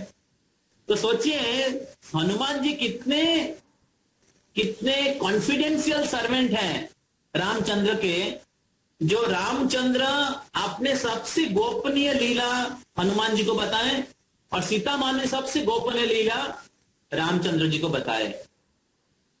तो सीता और रामचंद्र जी के सेवक कौन है? कौन है? हनुमान जी। हनुमान। और हनुमान जी कौन है? हमारे गुरु। ओके, गुरु और स्पिरिचुअल मास्टर और स्पिरिचुअल मास्टर। और हनुमान जी ब्रह्मचारी है। हरि बोल। तो अगर आप राम सीता और लक्ष्मी नारायण राधा कृष्ण की पूजा करेंगे तो लास्टी डिजायर चला जाएगा। तो कृष्ण है पुरुष और सब लोग उनके प्रकृति हैं, सब लोग उनकी सेवक हैं। तो इस भौतिक जगत में हमारे अंदर पुरुष भाव है और उसके लिए हमारे हृदय में काम उत्पन्न होता है। लेकिन अगर हम लोग समझेंगे कि कृष्ण पुरुष हैं, गोविंदम आदि पुरुषम, पुरुष मतलब एंजॉयर और प्रकृति मतलब शक्ति मतलब एंजॉयड। तो भगवान की तीन शक्ति है, अंतरंग शक्ति, बहिरंग शक्ति और तीसरा कौन है? तटस्थ शक्ति। तो हम लोग किस में पढ़ते हैं? तटस्थ बहिरंग तटस्थ शक्ति। तो हम लोग शक्ति हैं और भगवान शक्तिमान, और इस शक्ति के जो सर्वोत्तम है वो है राधा रानी। तो जब हम लोग राधा कृष्ण की पूजा करते हैं, राधा कृष्ण की सेवा करते हैं, लक्ष्मी नारायण की सेवा करते हैं, शक्ति शक्तिमान का एक साथ सेवा करते हैं, और वो सेवा होता है चैतन्य महाप्रभु के आश्रय में। चैतन्य महाप्रभु हमें सिखाए किस प्रकार राधा कृष्ण की भक्ति करना चाहिए। हाँ, तो जब हम लोग, और हरे कृष्ण महामंत्र में हरे और कृष्णा दोनों है, राधा और कृष्णा दोनों हैं। तो जब हम लोग राधा कृष्ण की सेवा करते हैं, राधा कृष्ण के प्रति भक्ति निवेदन करते हैं, तो हमारे हृदय में जो काम वासना है वो धीरे धीरे निर्मूल हो जाता है और हमारे हृदय में कृष्ण के प्रति प्रेम उत्पन्न होता है। तो हनुमान जी, तो इसलिए हमें चैतन्य महाप्रभु के आश्रय में हरिनाम करना चाहिए, चैतन्य महाप्रभु के आश्रय में राधा कृष्ण की भक्ति करना चाहिए। और चैतन्य महाप्रभु की कृपा से, हरिनाम की कृपा से, श्रील प्रभुपाद और पूर्वतन आचार्य की कृपा से, गुरु के कृपा से हम लोग इससे धीरे धीरे मुक्त हो सकते हैं, अनर्थ से मुक्त हो सकते हैं, और धीरे धीरे प्रेम, श्रद्धा, साधु संग, भजन क्रिया, अनर्थ निवृत्ति, निष्ठा, रुचि, आसक्ति, प्रेम। तो जब सीता महारानी हनुमान जी को एक बहुत गुज्ज लीला बताए थे। तो सीता महारानी कह रही थी, जब हम और भगवान श्री रामचंद्र चित्रकूट में थे तो हम लोग एक बहुत सुंदर एक सरोवर के सामने, सरोवर के सामने विहार कर रहे थे, और विहार करते करते मैं बहुत थक गई थी। तो मैं मेरे प्रभु रामचंद्र के गोद में मेरा सर देके मैं सो गई थी। तो तब क्या हुआ, मैं रामचंद्र की दिव्य सान्निध्य का आस्वादन कर रही थी, और रामचंद्र भगवान सीता महारानी के साथ दिव्य लीला आस्वादन कर रहे थे। और राम और सीता बहुत सुंदर अलग अलग प्रकार के बातें कर रहे थे।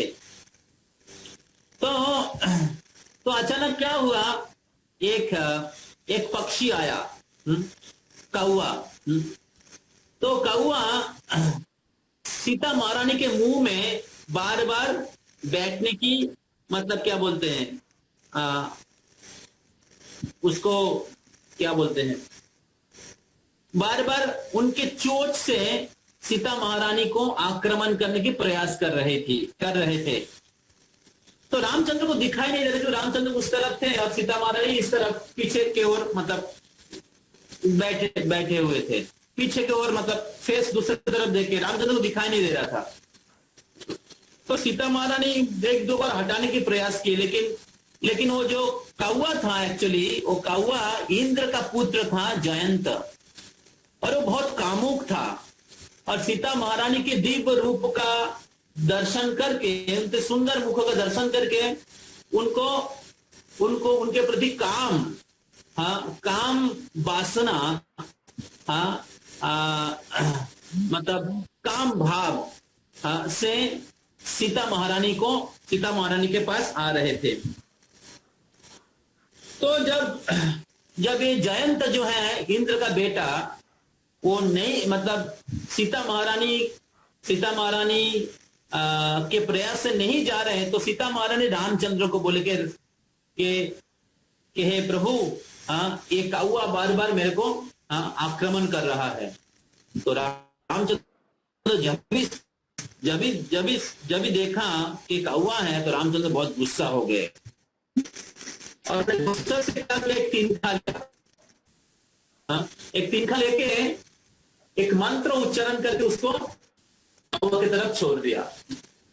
और जब कौवा की तरफ छोड़ दिया, तो वो जो तिनखा है ब्रह्मास्त्र के जैसे उस कौवा को आक्रमण किए, कौवा के पीछे जाने लगा।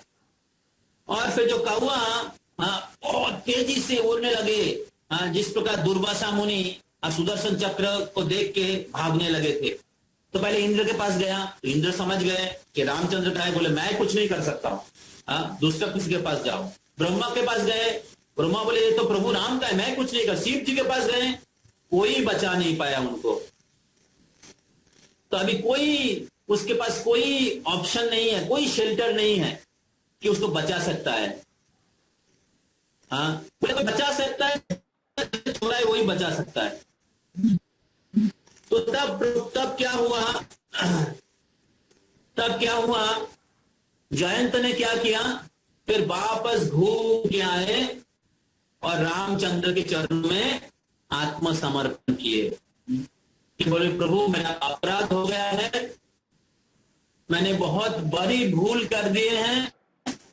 सीता महारानी में आपके अर्धांगिनी हैं, सीता महारानी आपके नित्य शक्ति हैं, सीता महारानी आपके अंतरंग शक्ति हैं, लक्ष्मी हैं, मैं आपकी सेवक हूं। सीता महारानी मेरी माँ है, मैंने बहुत अपराध किया, आप मेरे को माफ कर दीजिए। तो तब रामचंद्र जी ने, जो जयंत है इंद्र का पुत्र था, उसको माफ कर दिया और सीता महारानी ने भी उनको माफ कर दिया। तो हरिकृष्ण प्रभु लेकिन एक आंख से काना कर दिया था उनको, एक आंख से काना कर दिया था। हाँ, तो रामचंद्र जी ने कहा लेकिन क्योंकि आपने अपराध सीता महारानी को स्पर्श किया, तो इसलिए आपको थोड़ा सा दंड लेना चाहिए। तो तब रामचंद्र जी ने उस कौवा का एक आंखें काना कर दिया था। कोई बोलते इसीलिए अभी भी सारे कौवे के एक आंख काना रहता है, पता नहीं है। तो इस प्रकार रामचंद्र जी और सीता महारानी जयंत को माफ कर दिया और जयंत ने बाद में भगवान के भक्त बन गए। तो इस प्रकार हमारे अंदर काम वासना हो सकता है ना, है, लेकिन अगर हम लोग भगवान के पास प्रार्थना करेंगे, भगवान की आश्रय लेंगे, तो भगवान हमें उस काम वासना से धीरे धीरे मुक्ति प्रदान करेंगे। हालांकि जब हमें भगवान के प्रति प्रेम डेवलप होगा तो काम स्वाभाविक रूप से चला जाएगा। हनुमान जी ने रामचंद्र के सीता माता ने रामचंद्र को ये स्टोरी बताई जो चित्रकूट में हुआ था। और फिर ये लीला केवल रामचंद्र जी को ही पता था। और फिर रामचंद्र जी आए, हनुमान जी आए और रामचंद्र जी को ये सारे चीज बताएं। और रामचंद्र जी हनुमान जी को गले लगा लिए कि सीता माता को ढूंढ के निकाला है।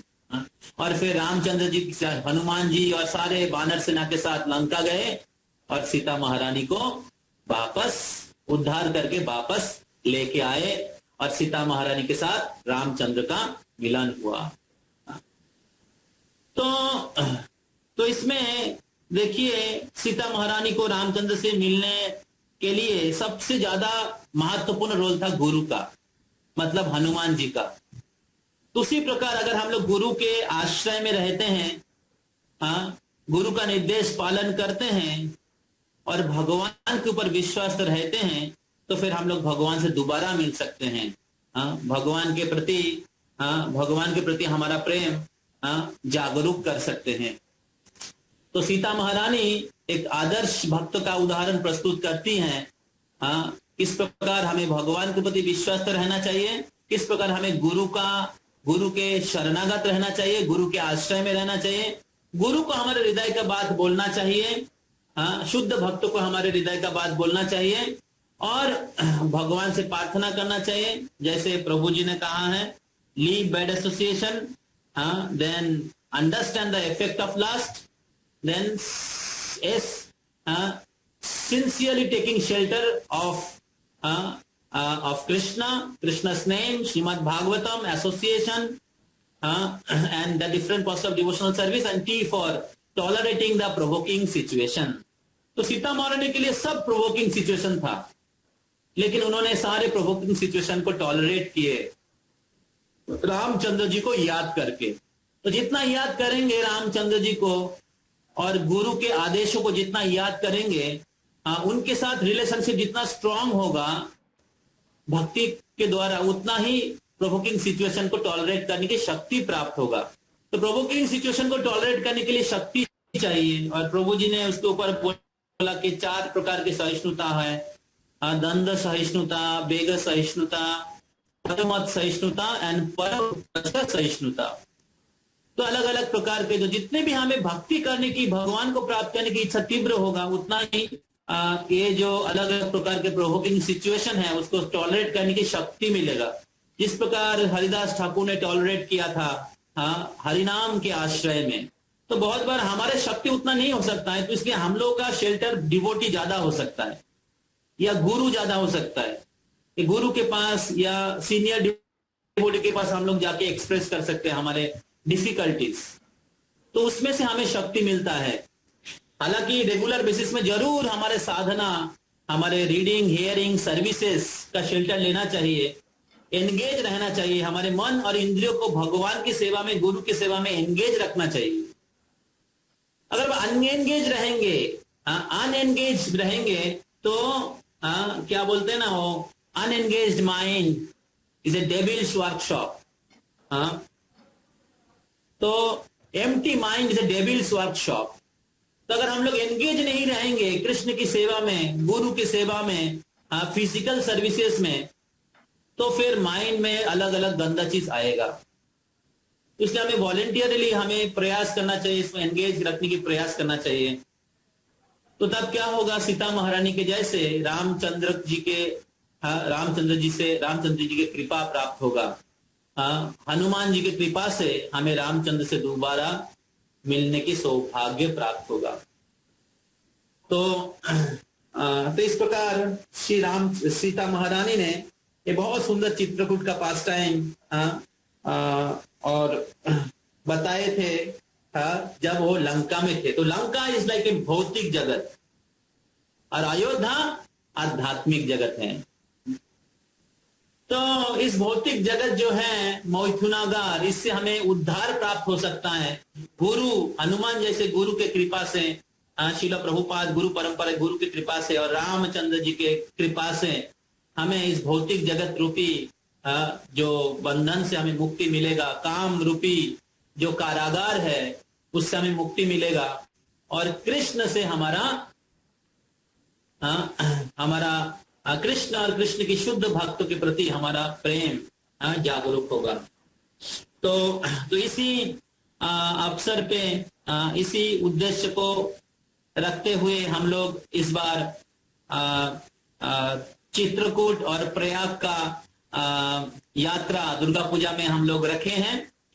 तो जिसमें हम लोग उसी स्थानों का दर्शन करेंगे, उसी स्थान का बारे में श्रवण करेंगे, उसी स्थान के लीलाएं और उसी स्थान के जो वीडियोस, स्पेशल वीडियोस हम लोग बनाए हैं, ये प्रिपेयर कर रहे हैं, तो उस स्थान का दर्शन करेंगे चित्रकूट। तो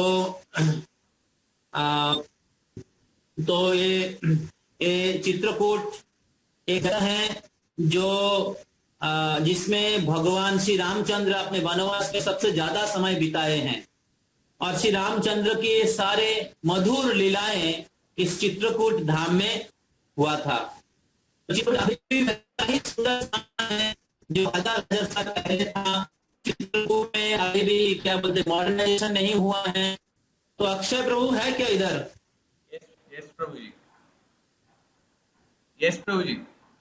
तो आप थोड़ा सा अगर आई एम शेयरिंग इट, कृपा करके वो पोस्टर को दिखाएंगे तो बहुत अच्छा रहेगा। Yes Prabhu ji, I am sharing it already. तो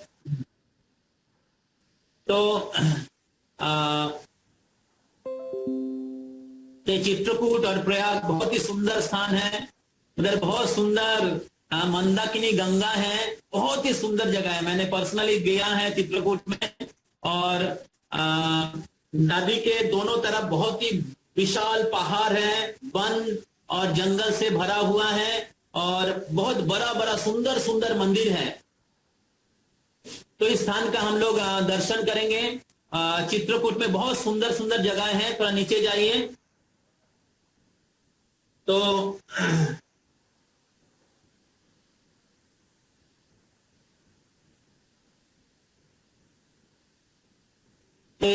ये प्रयाग का अलग अलग स्थान है। हम लोग प्रयाग में जाएंगे, उधर बेनी माधव मंदिर है जिधर चैतन्य महाप्रभु आए थे। फिर प्रयाग में दशाश्वमेध घाट है जिधर चैतन्य महाप्रभु रूप गोस्वामी का डिस्कशन हुआ था। 30 दिन का बहुत ही फेमस डिस्कशन जो भक्ति रसामृत सिंधु में आता है। और फिर हम लोग प्रयाग में हम लोग दर्शन करेंगे संगम स्थान जिधर गंगा जमुना सरस्वती का संगम स्थान है। बहुत ही सुंदर जगह है। श्रील प्रभुपाद जी का दीक्षा हुआ था इलाहाबाद में। बहुत ही फेमस पास्ट टाइम्स हैं। क्या भक्ति सिद्धांत ठाकुर बोले थे श्रील प्रभुपाद जी के बारे में? श्रील प्रभुपाद जी का मेडिसिन शॉप है प्रयागराज, मेडिसिन शॉप अभी भी है उधर, तो उसका दर्शन करेंगे हम लोग। और फिर इस्कॉन इलाहाबाद है, बहुत सुंदर बेनी माधव, राधा बेनी माधव मंदिर। और फिर उसके बाद हम लोग दर्शन करेंगे चित्रकूट में। तो चित्रकूट में बहुत सारे स्थान हैं। तो उधर हम लोग गुप्त गोदावरी एक पहाड़ के अंदर नदी है, गुफा है, गुफा के अंदर नदी है, तो बहुत सुंदर है। फिर मंदाकिनी नदी है, इधर है मंदाकिनी नदी में बहुत बड़ा मेला लगता है। उधर उस मंदाकिनी नदी के तट पे तुलसीदास जी ने रामायण लिखा था। तो राम घाट है। फिर भरत के साथ राम जी का जो मिलन हुआ था पर्वत, वो पर्वत अभी भी है जिसका परिक्रमा होता है। बहुत ही सुंदर पर्वत है। सीता माँ ने जिधर रसोई करते थे वो स्थान है। सती अनुसुया का आश्रम उधर था जो पास टाइम हुआ था सती अनुसुया का।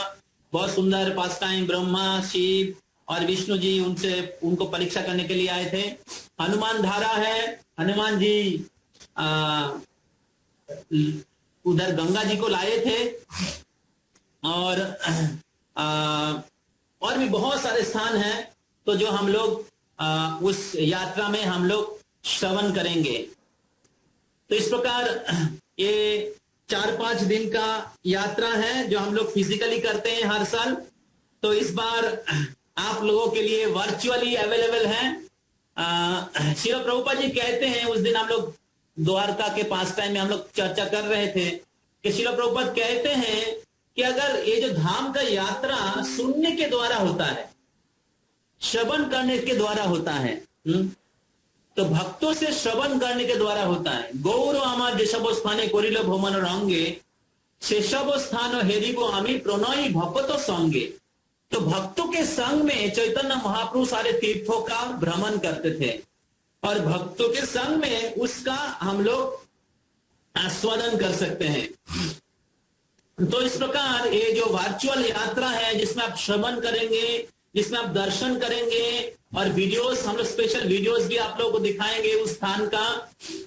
तो मैं एक्चुअली इस्कॉन चौपाटी का एक तीर्थ यात्रा 30 डे 30 तीर्थ 30 दिन में 30 जगह में उसको दर्शन करा रहे हैं।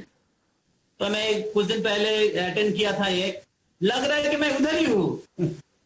इतना सुंदर लग रहा था कि लग रहा है कि मैं मतलब बहुत रिफ्रेश, जैसे हम लोग घूमने के लिए जाते हैं ना, टूर में जाते हैं अलग, स्पेशली द होली प्लेसेस, एकदम रिफ्रेशमेंट लगता है, बहुत आनंद लगता है। तो उसी प्रकार मेरे को वो अनुभव हो रहा था। तो उस दिन का यात्रा था आसाम, त्रिपुरा, सिक्किम, अरुणाचल प्रदेश, ये सब आध्यात्मिक जगह हैं। मणिपुर, हम लोगों को किसी को पता ही नहीं है क्या ये सारा आध्यात्मिक जगह कैसे हुए, क्या क्या लीला हुआ है। अर्जुन के साथ बहुत सारे लीला हुआ है। अर्जुन का विवाह हुआ था इधर नागालैंड मणिपुर में। तो बहुत ही सुंदर मेरे को लगा और पूरा उस स्थान का दर्शन कराया। तो हालांकि वीडियोस नहीं था, लेकिन we are preparing videos for all of you. तो इसे ऑडियो विजुअल टूर। तो ये दुर्गा पूजा में लॉकडाउन में, एक तो लॉकडाउन है, लॉकडाउन में बोरिंग नहीं होके, और अगर आप लॉकडाउन में नहीं रह के बाहर में जाके माया में नहीं प्रवेश करके इस रामचंद्र और सीता महारानी के दिव्य लीला में आप नहा सकते हैं।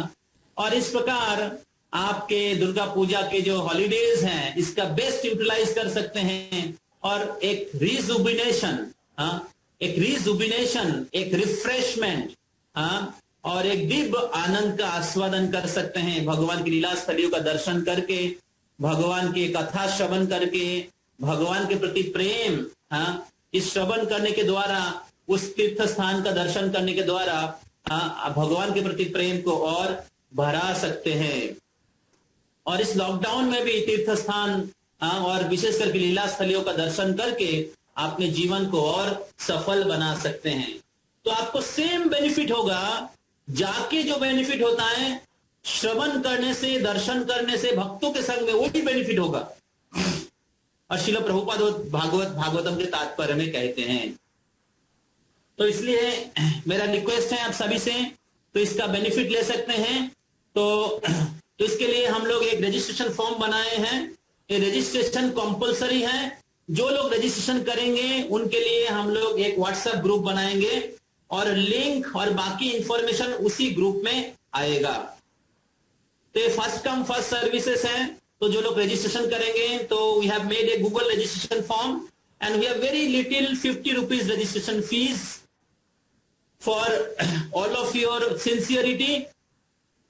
So it's a 50 rupees registration fees you can pay to Akshay Prabhu, and we'll be giving you some special gift those who will be attending the full yatra।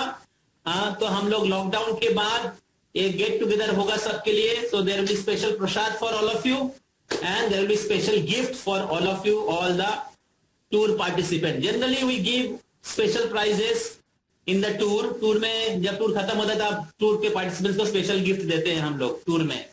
क्योंकि लॉकडाउन है तो हम लोग अभी दे नहीं पाएंगे टूर के समय, बट लॉकडाउन जब ओवर होगा there will be get together and there will be special prasad for all of you, all the participants, and there will be special gift also for all of you. तो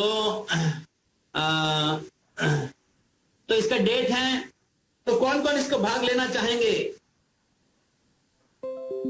थोड़ा सा last time कुछ लोगों ने हाथ उठाया था, तो बाकी कौन कौन इस चित्रकूट और इस प्रयाग, चित्रकूट और प्रयाग जैसे विशेष स्थान है। प्रयाग एक्चुअली प्रयागराज है, बहुत सारा प्रयाग है, लेकिन ये जो चित्रकूट मतलब इलाहाबाद का जो प्रयाग है वो प्रयागराज है। मतलब सारे प्रयागों में श्रेष्ठ हैं। तो कौन कौन इसमें भाग लेना चाहेंगे तो चैट्स में लिख दीजिए, और हम लोग गूगल शीट बनाए। इसका डेट्स हैं 22, 23, 24, 25, 26, 22, 23, 24, 25, 26, 5 दिन है। तो 22 तारीख का टाइमिंग है, 22 तारीख का टाइमिंग है। तो जो अटेंड करना चाहते हैं आप रजिस्ट्रेशन फीस भर दे दीजिएगा अक्षय प्रभु को, और आप ये फॉर्म भरना कंपलसरी है। और जो लोग फॉर्म भरेंगे उनके लिए हम लोग एक गूगल फॉर्म क्या बोलते हैं व्हाट्सएप ग्रुप बनाएंगे, और उसमें आपको लिंक शेयर हो जाएगा। तो 22 तारीख है क्या बोलते फ्राइडे ना, 22 तारीख है थर्सडे। नीचे जाइए और नीचे जाइए, नीचे है और form. No Prabhu ji, that much only. ठीक है, तो ये फॉर्म आज ग्रुप में हम लोग शेयर कर देंगे। तो उसमें फॉर्म में कुछ इंफॉर्मेशन, कुछ क्वेश्चंस हैं, उसको आपको जस्ट फिलअप करके भेज दीजिए। तो हम आशा करते हैं जितने भी पुराने बैच के डिवोटीज हैं और नए, मतलब जितने भी अभी पुराना बैच चल रहा है, पॉजिटिव थिंकर बैच 1, बैच 2 और सीनियर बैच के डिवोटीज, तो हम लोग आशा करेंगे आप सब लोग इसमें पार्टिसिपेट करेंगे। तो नीतीश प्रभु, प्रसन्नजीत प्रभु, प्रणय प्रभु, सांबो प्रभु, संजीव प्रभु, सिद्धार्थ प्रभु, वरुण प्रभु, सुप्रतीक प्रभु, अमित प्रभु, अभिषेक थोड़ा सा डाउटफुल है। अभिषेक थोड़ा सोच लीजिए कितना अटेंड कर सकते हैं, उसके अनुसार आप अटेंड कर सकते हैं। सौरभ प्रभु, अक्षय प्रभु, वॉइस के सारे डिवोटीज। तो dates are 22nd is Thursday, timing is 6:30 to 8:30. Then 23rd is Friday, 6:30 to 8:30. Then 24th is Saturday. Saturday there will be morning class and evening class. So 10:30 to 6:30 morning and evening 6:30 to 8:30. Sunday there will be morning session and there will be a evening session. Same 10:30 to 12. थोड़ा change हो सकता है क्योंकि Sunday का थोड़ा timing थोड़ा change होगा mostly, क्योंकि संडे सुबह स्कूटी बैच का क्लासेस हैं, तो वो क्लासेस चेंज नहीं होगा। 10:30 to 12:30 जो क्लासेस हैं, तो संडे का कंफर्म शेड्यूल हम लोग फिर से आपको बता देंगे। लेकिन संडे 6:30 to 8:30 कंफर्म है, उसको थोड़ा सा हम लोग आगे पीछे कर सकते हैं, मतलब थोड़ा सा बड़ा कर देंगे, एक ही टाइम में ऐसा कुछ कर सकते हैं। तो और and then Monday there is evening class 6:30 to 8:30। Generally tour में हम लोग फुल टाइम रहते हैं, सुबह से लेकर शाम तक, और दर्शन करते हैं। तो उसके हिसाब से ये जो टूर है बहुत छोटा है, लेकिन आपको सेम एक्सपीरियंस होगा। तो इसलिए आप इसका बेनिफिट लीजिए। ऐसे मत सोचिए कि लगातार 5 दिन क्लास अटेंड करेंगे तो छुट्टी में आप क्या करेंगे, छुट्टी में आप माया में रहेंगे क्या? तो दुर्गा पूजा के समय हम लोग जौनवाली बाहर जाते हैं, तो इसलिए ये जो छुट्टी का समय है इसका सदुपयोग करिए और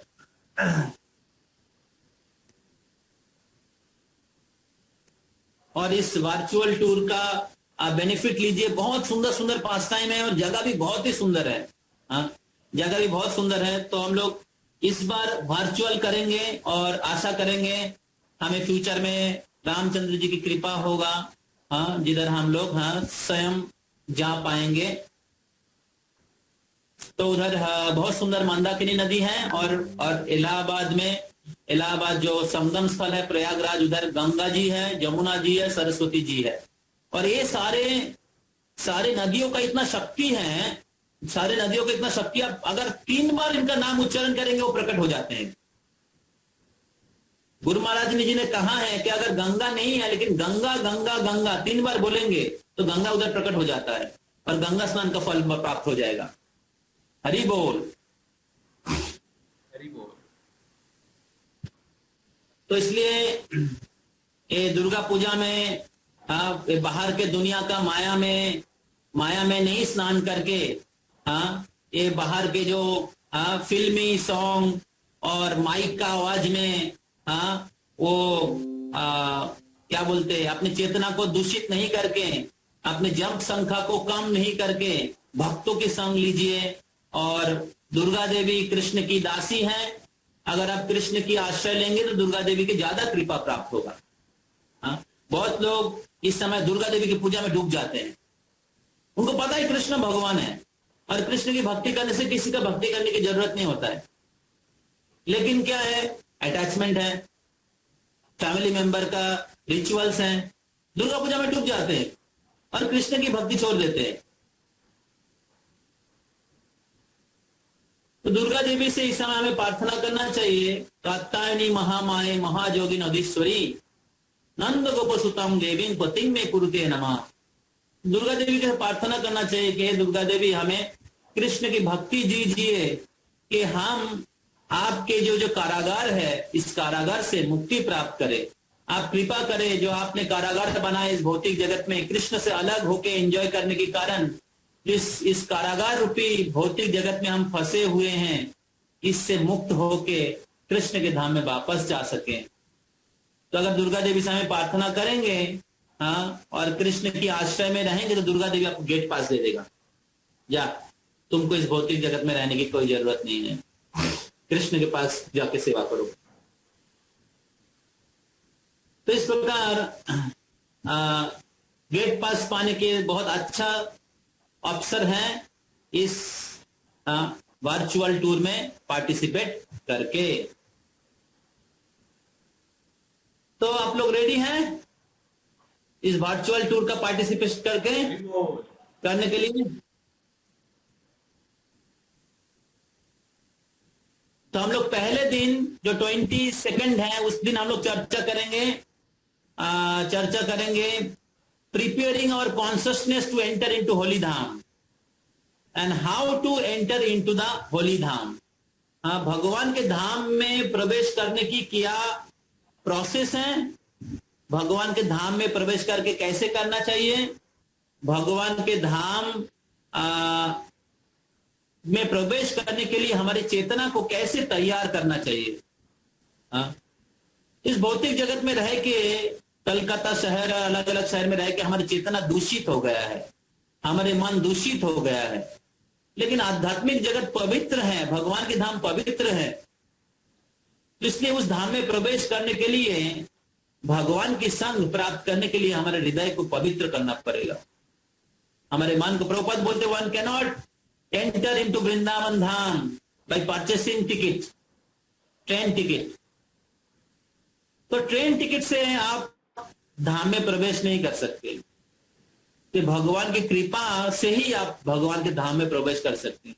और भगवान की कृपा होता है अगर हम लोग भगवान के बारे में श्रवण करते हैं। तो आप सभी को बहुत बहुत धन्यवाद। तो दुर्गा पूजा के इस टूर में आप सबको स्वागत करते हैं।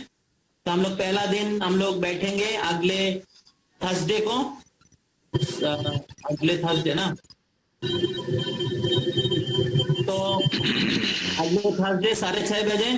तो उसके पहले आप रजिस्ट्रेशन कर लीजिए।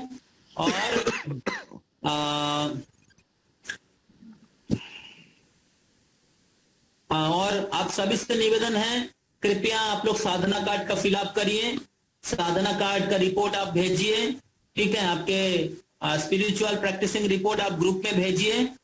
तो ये मेरा सबसे रिक्वेस्ट है। और जो उत्कर्ष फेस्टिवल चल रहा है ये कॉलेज का बैच का कंटिन्यू होगा, लेकिन इस वीक में जो अगले वीक आ रहा है दुर्गा पूजा के टूर के समय जो वीक रहेगा उस दिन क्लास नहीं होगा। तो हम लोग टूर का जो सेशन है उसको हम लोग कंटिन्यू रखेंगे। Okay, thank you all very much.